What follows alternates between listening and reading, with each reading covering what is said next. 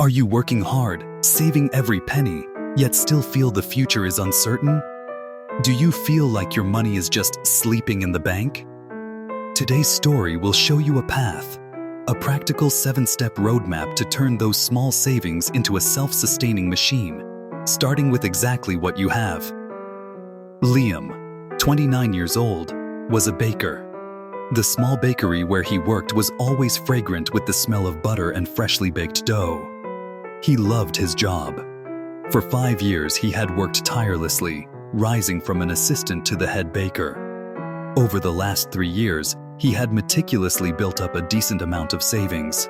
But he felt stuck. He wondered, how can this money grow when I'm busy 10 hours a day?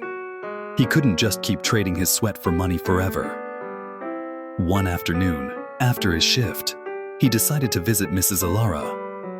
She owned a small bed and breakfast at the end of town, a woman known for her tranquility and wisdom. She was retired, yet her B&B still operated perfectly on its own. That was exactly what Liam longed for. He found Mrs. Elara in the herb garden behind her house. She was cutting a few sprigs of rosemary and smiled as she greeted him. After some pleasantries, Liam shared his deep-seated worry, how to make his money grow on its own. Mrs. Elara nodded. A very mature thought, Liam. You don't need a fortune to start. You just need the right mindset. If you know how to manage one loaf of bread well, you'll know how to manage an entire bakery. Liam listened intently. The first step, she said, is something you already have, your savings. Think of it as a seed. And the most important thing is to protect that seed. Never take on consumer debt. It's better to work hard and accumulate bit by bit than to plant your seed in soil full of debt. Do you understand? I understand, ma'am. So once I have the seed, what do I do? Mrs. Elara laughed. Slow down, young man. The second step is to stop buying unnecessary things. Don't rush to buy the most expensive mixer when your old one still works fine. Live simply. Let your money work for you, instead of using it to impress others. Liam suddenly thought about the expensive mountain bike he had almost bought. He understood the importance of waiting. You're right. If I spend it all, I'll have nothing left to plant. Exactly. Now for step 3. Find opportunities. Opportunity is right in what you know best. Look around this town. Listen to what people are missing. As they walked toward the gate, Mrs. Elara pointed. See Mark over there? He started his fresh vegetable delivery service with just a few styrofoam boxes. Or the young woman at the end of the street. She opened a weekend yoga class right in her yard. Opportunity is everywhere. Find something that aligns with your passion for baking. Liam was surprised. He had never thought of such simple ways. I've been too focused on the oven to notice these opportunities. The fourth step, Mrs. Elara continued.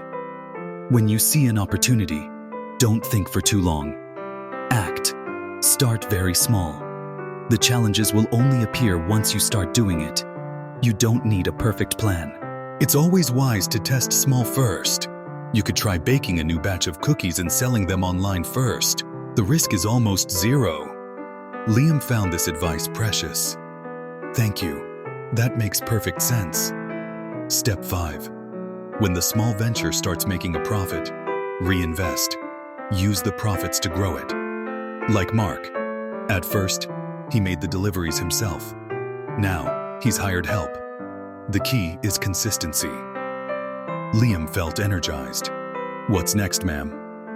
The 6th step is to diversify. Don't rely on just one recipe.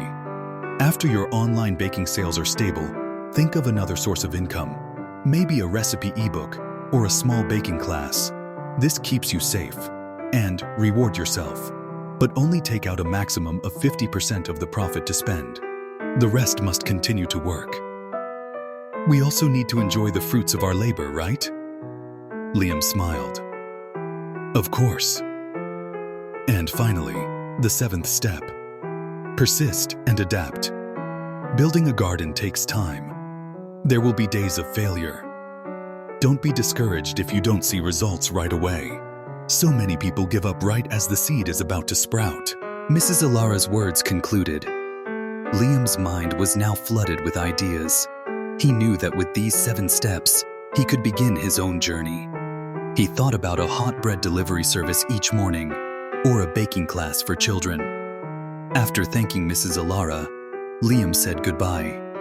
He walked home, his heart eager to start planting his own financial garden. Opportunity isn't far away. It's right inside what you already know. Will you start searching for yours?